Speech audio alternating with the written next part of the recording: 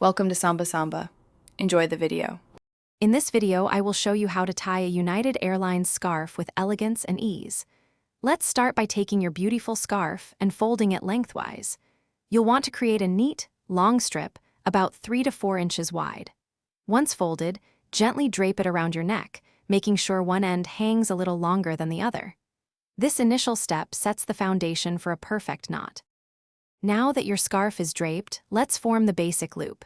Take that longer end and cross it directly over the shorter end.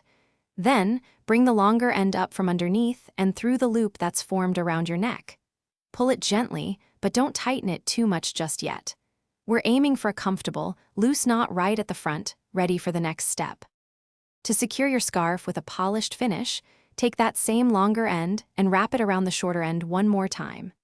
Now, carefully thread the longer end through the loop you've just created. This will form a neat, symmetrical knot.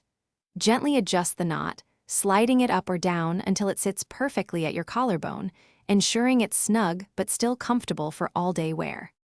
With your knot in place, it's time for those final touches. Take a moment to ensure both ends of your scarf hang evenly, or with a slight, intentional difference if that's your preferred style.